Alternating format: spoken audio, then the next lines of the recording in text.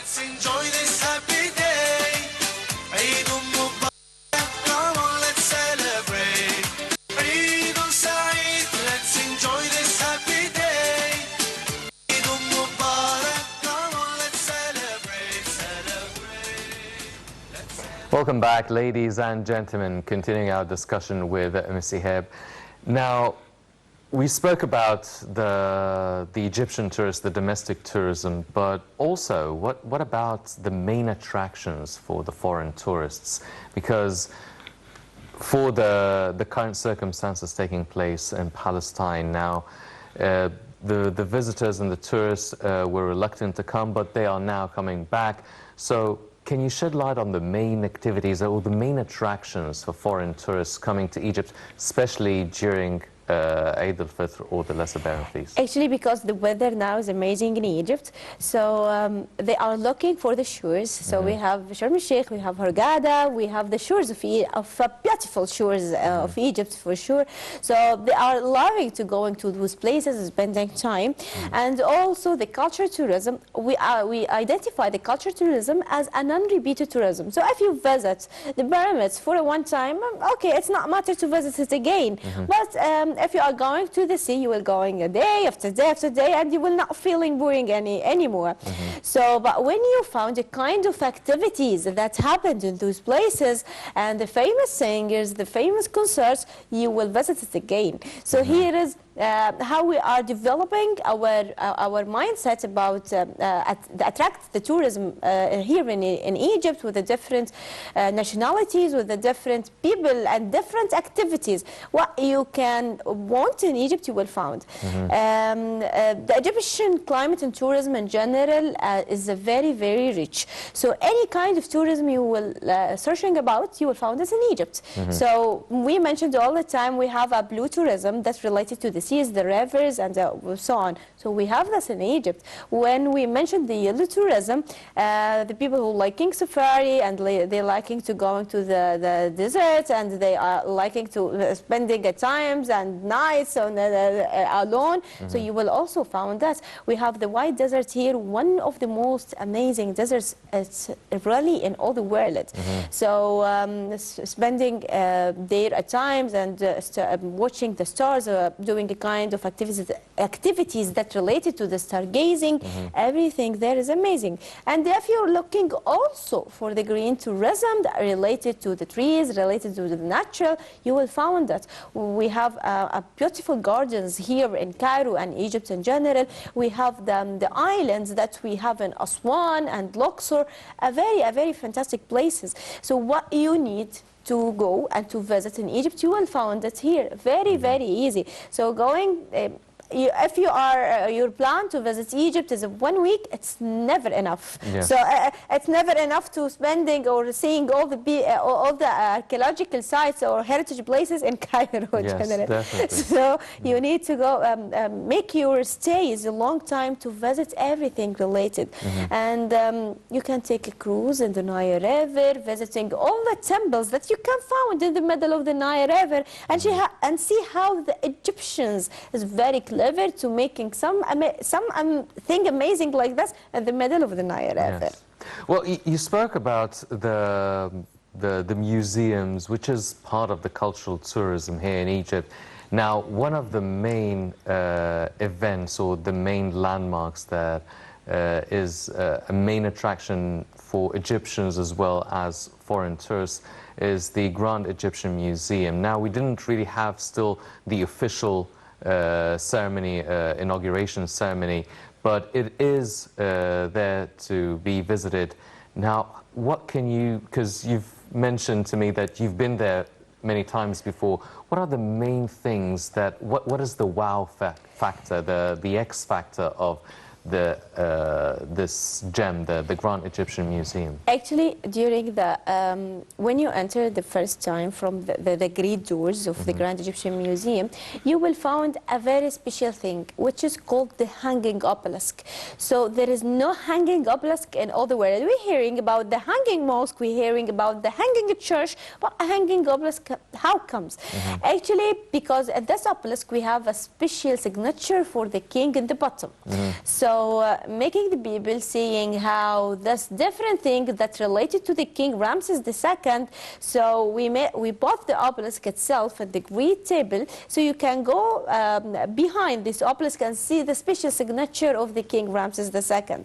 And when you're finishing your wow thing for this obelisk, you will going to enter the building itself. You will find all the Egyptian kings, their name was mentioned in the ancient Egyptian language in the walls itself. It's all of them are related to the power, related to the gods, and you're feeling something special in those, we call that cartouche, which is include the name of the king inside. And when you come and you are now in the building, you will understand what is the difference between the life and afterlife. In the ancient Egyptian mindsets, they believed in afterlife. Yes. So when you are in the center, you will find the life in your right hand for the shops, for the places, for the coffees, for everything you want to buy, for example, bazaars and everything. And in the other side, you will find the history of the Egyptians with the grand staircase. And the idea here in the grand staircase, and for sure, the one who's welcoming you in the beginning when you enter, King Ramses II, looking at you, and you can take a special photo with him, and the photo will be sent to your mail. It's completely a free thing. And when you are finishing all of those steps, you will find in the left hand the grand staircase, and it's divided for categories. For the categories from the birth of the king and his life and how he become the king, and he after that he looking for the gods and how what the kind of the worship to the gods.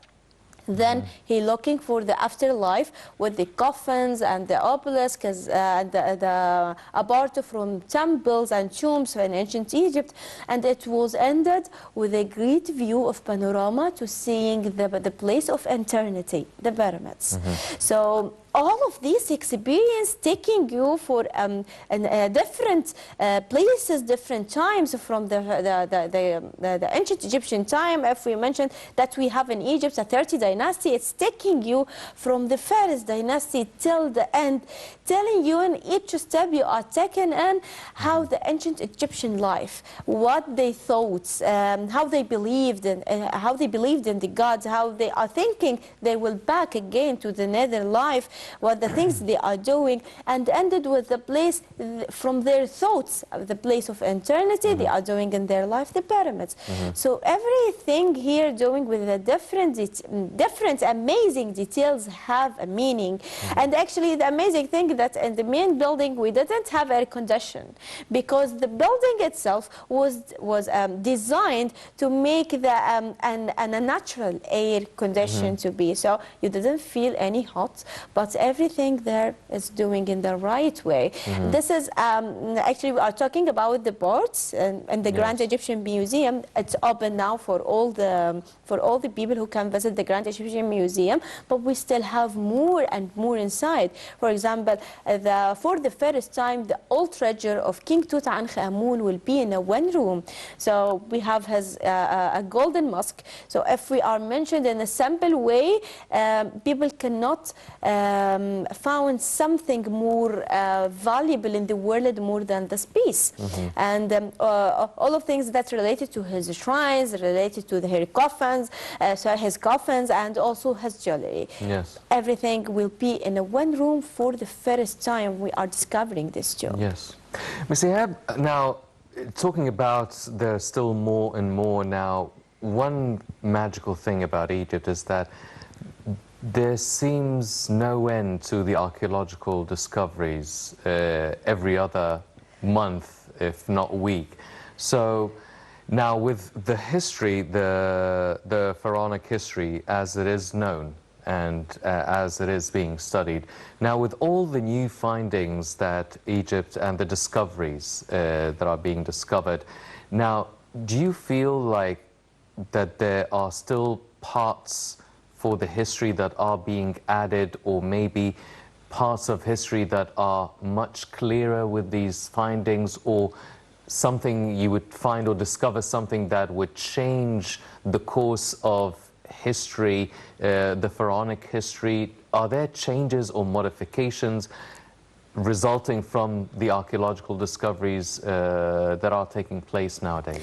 Actually, we have a very common sentence between the archaeologists. They mentioned, okay, this is a fact, but until we're discovering something new, maybe this fact will be changed. So this is very normal here. And as we mentioned, in every step here in Egypt, we have a part from history. Each stone of Egypt speaking about its history. So all of these discoveries, for sure, adding to us very, very important things. Especially that we are discovering it's not for the kings, because actually, we're searching about all the kings. We know a lot of things about their lives, but the ones who told us more about the history and about the lifestyle of Egyptian, the nobilities, the normal people, the local people, and even the barriers of them, the things that's related to the high elite.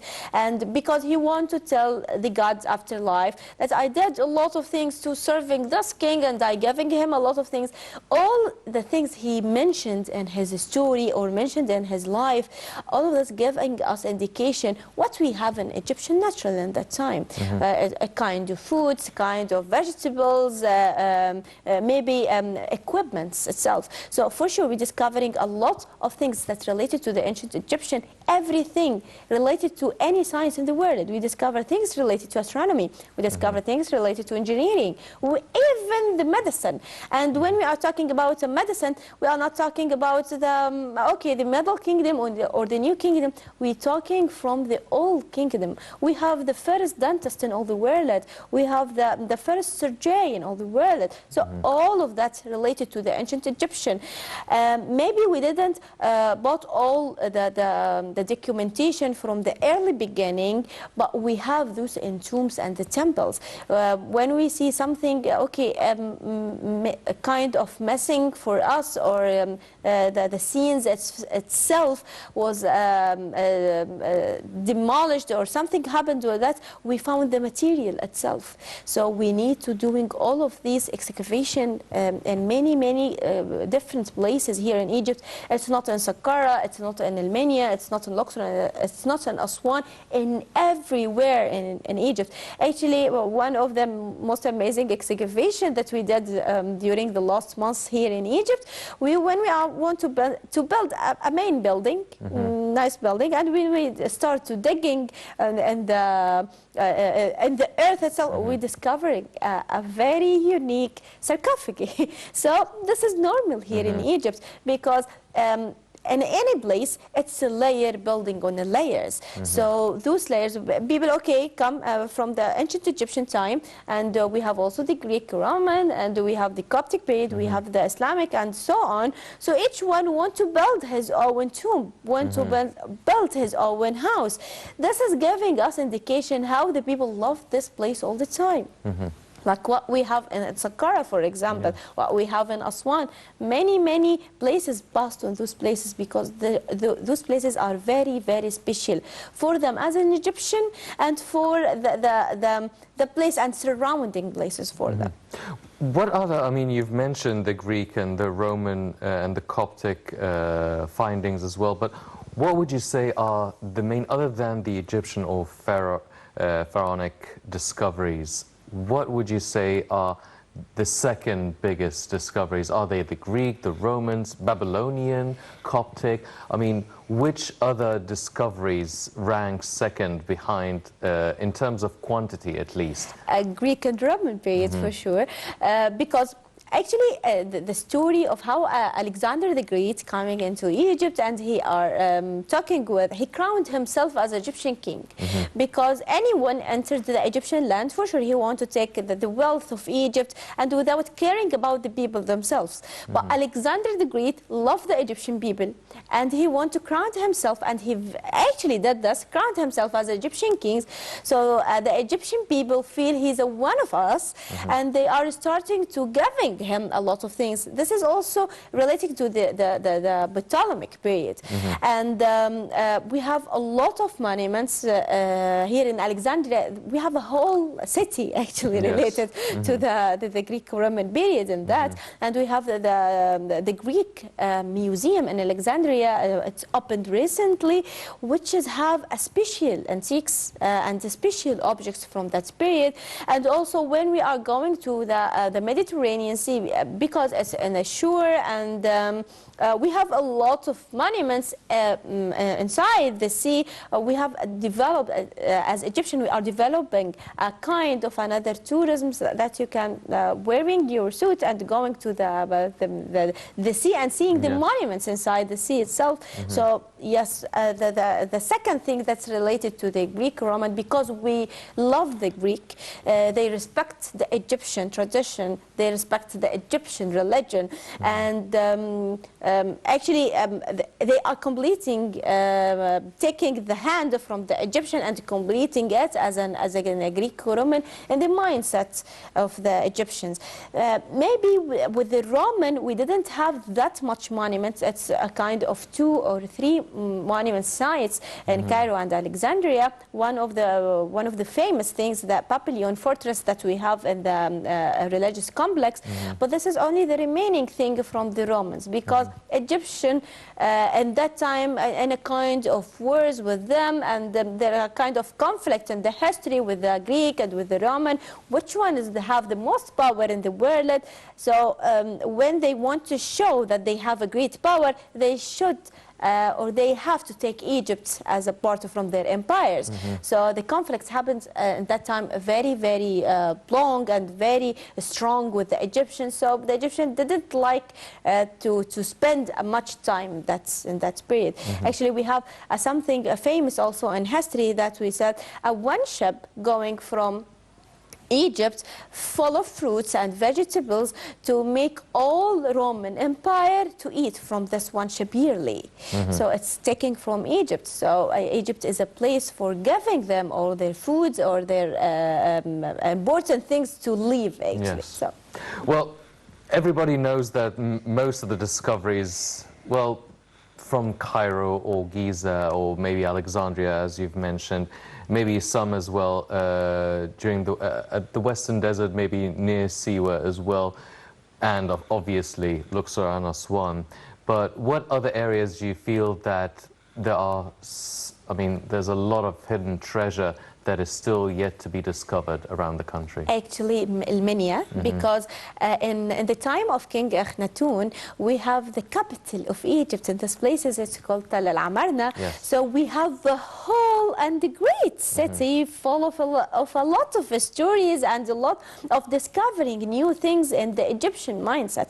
Because King Akhenaten changed in the cult, changing in the culture, changing in the capital itself. So it's very known in Egypt that the capital is Memphis or Thebes or Dahshur, and similar places to them, but it's changing and build a new one for the people. It's something new for the people. So going to Al Amarna and discovering a lot of amazing things there, and also it's considered as the capital for the people who working, the high officials. It's have a unique animals at that time that also was mentioned in the tombs and in the scenes of the tombs for those people of from the high officials. So yes, Armenia have a lot of amazing and wonderful things in Egypt. Actually, yes, every part here or any city here in Egypt includes a very, very important history. It's mentioning and telling us more and more. For example, if we didn't discover the Valley of the Kings, we will know how the Egyptian kings are very, very it's not, I want not to mention they are clever, but they are really knowing and loving their countries. They describe everything. They caring about their afterlife. They mentioning to us how they do, what they are doing with their people to be actually set in a peace and in a fine time. So this is how the Egyptian is great from that time. Well, ladies and gentlemen, as you've heard from Ms. Ehab, I mean, we have a lot of attractions for domestic as well as foreign tourists as well. Many suggestions on ways to and places to visit and spend the Eid vacation. Unfortunately, that's all the time we have for this edition of the very special edition of the Daily Debate. But before we go, I'd like to thank Ms. Rana Ehab, the heritage researcher. Ms. Ehab, it was a pleasure having you with us on the show. Thank you for your Thank you visit. very much. Ladies and gentlemen, wishing you the best wishes for a happy feast. That's all the time we have for now. I'm Henny Saif. Thank you for joining us.